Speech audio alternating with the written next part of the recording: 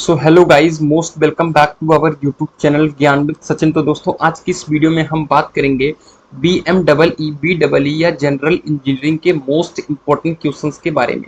मैं आप सभी को स्टार्टिंग में एक बात बताना जरूरी समझूंगा कि आप सभी का बेसिक मैकेनिकल इलेक्ट्रिकल इंजीनियरिंग में इलेक्ट्रिकल का पोर्शन और बेसिक इलेक्ट्रिकल इंजीनियरिंग जो कि इलेक्ट्रिकल ब्रांच में चलता है और जनरल इंजीनियरिंग जो कि मैकेनिकल ब्रांच में चलता है, तीनों में इलेक्ट्रिकल का जो पोर्शन है वो कॉमन होता है। तो इस बात का आप सभी ध्यान रखिए, चाहे BMEE वाले हों, चाहे BEE वाले हों, चाहे जनरल इंजीनियरिंग वाले हैं। सिविल का पार्ट छोड़ करके इलेक्ट्रिकल का आपके मैकेनिकल का पार्ट छोड़ करके जो भी इलेक्ट्रिकल का पार्ट है, ठीक है, मैकेनिकल और सिविल का पार्ट छोड़ करके जो इलेक्ट्रिकल का पार्ट है वो सब में कॉमन है। और बेसिक इलेक्ट्रिकल इंजीनियरिंग में आप सभी का थोड़ा एडवांस लेवल है, लेकिन सिलेबस सेम है तो क्वेश्चन भी सेम आते हैं। तो चलिए, आज की इस वीडियो में जितने भी इंपॉर्टेंट क्वेश्चंस हैं जो आप सभी के एग्जामिनेशन में आते हैं, सबको वन बाय वन देखेंगे और उनको आप कॉपी पर टिक लगाइए और उनकी प्रिपरेशन को शानदार तरीके से करिए, क्योंकि आपको जुलाई के फर्स्ट वीक में आपका एग्जामिनेशन देखने को मिलेगा। ठीक है, तो इसके लिए PDF के लिए आप टेलीग्राम चैनल को ज्वाइन कर लीजिए। डिस्क्रिप्शन बॉक्स में आप सभी को टेलीग्राम चैनल का लिंक दे दूंगा, ठीक है, उससे ज्वाइन कर सकते हैं, या डायरेक्ट आप टेलीग्राम पे ज्ञान विद सचिन सर्च करके आप इसकी PDF को जरूर वहां से प्राप्त कर पाएंगे। ठीक है, पॉलिटेक्निक सेकंड सेमेस्टर के इंपॉर्टेंट प्रश्न के नोट्स वाले ग्रुप में अगर आप सभी अभी तक नहीं ज्वाइन हुए हैं तो ज्वाइन हो जाइए। 3 ब्रांच, चाहे वो इलेक्ट्रिकल हो, चाहे वो मैकेनिकल हो, चाहे वो सिविल हो, तीनों ब्रांच के सभी सब्जेक्ट के हैंड रिटन नोट्स हिंदी में, इंपॉर्टेंट क्वेश्चंस के नोट हिंदी में आप सभी को मिल जाएंगे। और जो भी कोर्स की प्राइस है मात्र 29 रुपीज है। आप विद्या क्वेश्चंस बैग खरीदेंगे, आप सारी चीजें खरीदेंगे, उसमें आप सभी को 80 से 90 रुपए आपको हर एक सब्जेक्ट का देना पड़ेगा। बट यहाँ पर आप 29 रुपीज में सारी चीजों को प्राप्त कर सकते हैं। इस नंबर पे कॉल करके, मेरे इस नंबर पे आप कॉल या व्हाट्सएप करके आप सारे सब्जेक्ट के नोट्स को प्राप्त कर सकते हैं। तो चलिए, अपनी इस वीडियो को आगे बढ़ाते हैं और जिन स्टूडेंट्स को ज्वाइन होना है ज्वाइन हो सकते हैं। पॉलिटेक्निक सेकंड सेमेस्टर में बेसिक इलेक्ट्रिकल इंजीनियरिंग या बेसिक मैकेनिकल इलेक्ट्रिकल इंजीनियरिंग या जनरल इंजीनियरिंग, सबका सिलेबस कॉमन है, मैंने आप सभी को बता दिया है। तो हमारा पहला चैप्टर है बेसिक इलेक्ट्रिकल इंजीनियरिंग। के हिसाब से मैंने सब्जेक्ट को डिसाइड करा है। बेसिक मैकेनिकल इलेक्ट्रिकल और जनरल इंजीनियरिंग में आगे पीछे सब्जेक्ट हो सकते हैं, लेकिन आप सभी का सिलेबस मैंने बता दिया है कि सेम है। ठीक है, किरचॉफ के वोल्टता एवं धारा नियमों के कथन लिखिए, उनकी व्याख्या कीजिए। अगर इसको आप सभी नहीं तैयार कर रहे हैं तो समझ लीजिए कि आपके 5 मार्क्स जाने वाले हैं। ठीक है, क्योंकि यह आपके अप्लाइड फिजिक्स में भी मिलने वाला है और आपके जनरल इंजीनियरिंग में, बेसिक मैकेनिकल इलेक्ट्रिकल इंजीनियरिंग में और BEE यानी बेसिक इलेक्ट्रिकल इंजीनियरिंग में भी मिलने वाला है। तो किरचॉफ के दोनों नियम को आप एकदम अच्छी तरीके से तैयार कर लीजिए, जिसे हम KCL और KVL भी कहते हैं। KCL और KVL के नाम से भी आता है। ठीक है, क्वेश्चन नंबर 2 है विद्युत उद्योगों से संबंधित प्रमुख सावधानियां की 5 बिंदुओं को संक्षिप्त में विवेचना कीजिए। 2 बार आ चुका है। ठीक है, बेसिक इलेक्ट्रिकल इंजीनियरिंग में यह क्वेश्चन ज्यादा पूछा जाता है। क्वेश्चन नंबर 3, जो कि सारे सब्जेक्ट में कॉमन है, ओम के नियम को परिभाषित करें एवं उनकी सीमाओं को लिखिए। ठीक है, क्वेश्चन नंबर 4 है 3 विभिन्न प्रतिरोधकों के समतुल्य प्रतिरोध की गणना करने के लिए सूत्र निकालिए, जब वह श्रेणी क्रम में हो और जब वो समांतर क्रम में। तो रेजिस्टेंस जब आपके सीरीज और पैरेलल में हो तो उनका डेरिवेशन करके आप सभी को दिखाना है। क्वेश्चन नंबर 5 है चालक, अर्धचालक एवं विद्युत रोधी पदार्थों के प्रतिरोध पर तापमान परिवर्तन के प्रभाव की व्याख्या कीजिए। ठीक है, ये हो गया क्वेश्चन नंबर 5। अब पहले चैप्टर से कुछ इकाइयां पूछता है, जैसे EMF है, ठीक है, विद्युत रोधी प्रतिरोध है, प्रतिरोधकता है, संधारित्र है, कार्य है, शक्ति है, ऊर्जा है। तो इसकी कौन सी इकाई पूछता है? वैद्युत इकाई। तो इसकी वैद्युत इकाई को जरूर आप सभी तैयार कर लें। चैप्टर नंबर 2 है हमारा DC सर्किट थ्योरम, जिसमें से 4 थ्योरम आप सभी को देखने को मिलेगी और चारों थ्योरम के न्यूमेरिकल्स भी हैं और आपके जो भी इनका डेरिवेशन है, जो इनका प्रमेय है, उसको लिखना है। पहला है थ्योनिन थ्योरम, दूसरा है नॉर्टन थ्योरम, उसके बाद आता है सुपरपोजिशन थ्योरम, उसके बाद मैक्सिमम पावर ट्रांसफर थ्योरम। ठीक है, ये रहा। अब चैप्टर नंबर 3 आ जाता है वोल्टेज एंड करंट सोर्स। इससे मात्र 2 नंबर के ही क्वेश्चन हमेशा आते हैं। उसमें कौन कौन से क्वेश्चन आ जाते हैं? वोल्टेज सोर्स और करंट सोर्स क्या है, ये हो गया।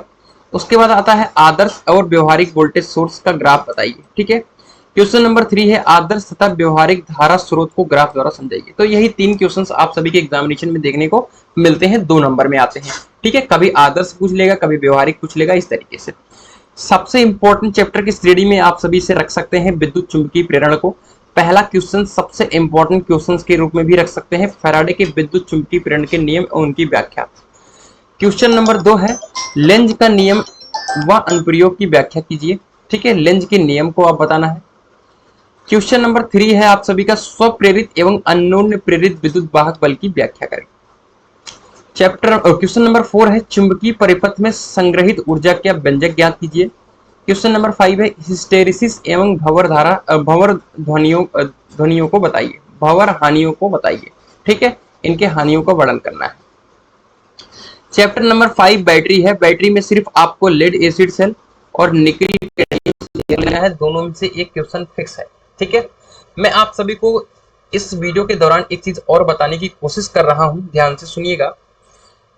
पीछे मैं चलता हूं, थोड़ा सा दिखाने की कोशिश करूंगा जिससे आप सभी को क्लियर हो जाए। विद्युत चुंबकीय प्रेरण से फैराडे के विद्युत चुंबकीय प्रेरण के नियम को आप सभी देख सकते हैं कि वो जरूर से जरूर पूछा जाता है। ठीक है, फैराडे के विद्युत चुंबकीय प्रेरण नियम जरूर से जरूर पूछे जाते हैं। उसके बाद मैं आप सभी को बता दूं कि केसीएल केबीएल हो गया, या आप सभी का थेवेनिन नॉर्टन और सुपरपोजिशन या मैक्सिमम पावर, तो इनमें से दोनों में से एक क्वेश्चन जरूर पूछा जाता है। तो 10 नंबर हो गए आप सभी के। ठीक है, उसके बाद लेड एसिड सेल और निकल कैडमियम सेल, दोनों में से एक क्वेश्चन जरूर पूछा जाता है।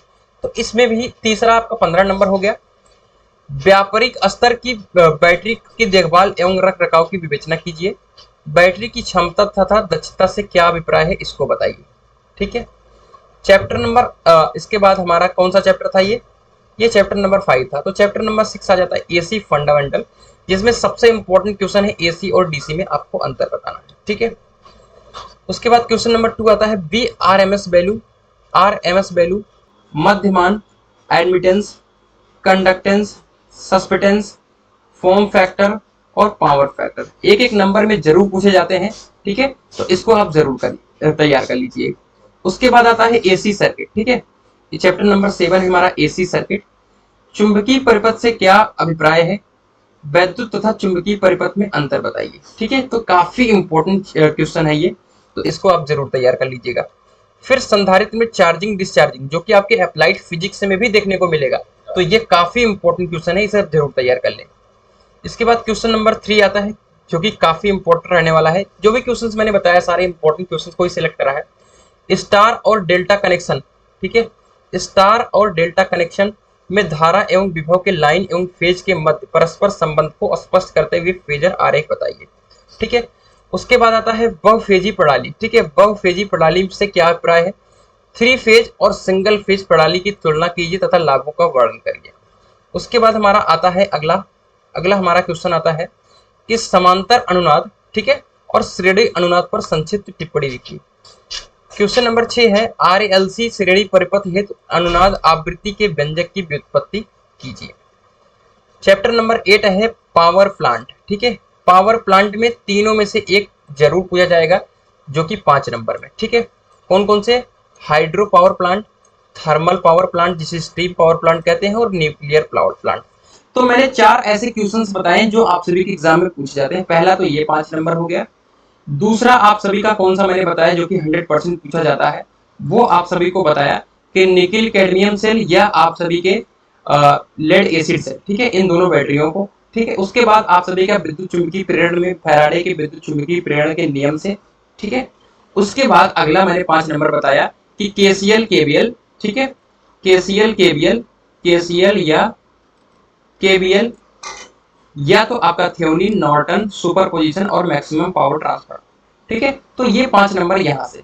तो ये आप सभी के मैंने पूरे जनरल इंजीनियरिंग बीडब्ल्यूई और बीएमडब्ल्यूई को डिस्कस करा, जिसमें इलेक्ट्रिकल के पोर्शन को। ठीक है, तो इन सब के नोट्स को अगर प्राप्त करना चाहते हैं तो इस नंबर पर कॉल करके प्राप्त कर सकते हैं। फिलहाल कोर्स की प्राइस मात्र 29 रुपीज है। तो मिलते हैं एक नई वीडियो के साथ, तब तक के लिए good bye, tata, love you all.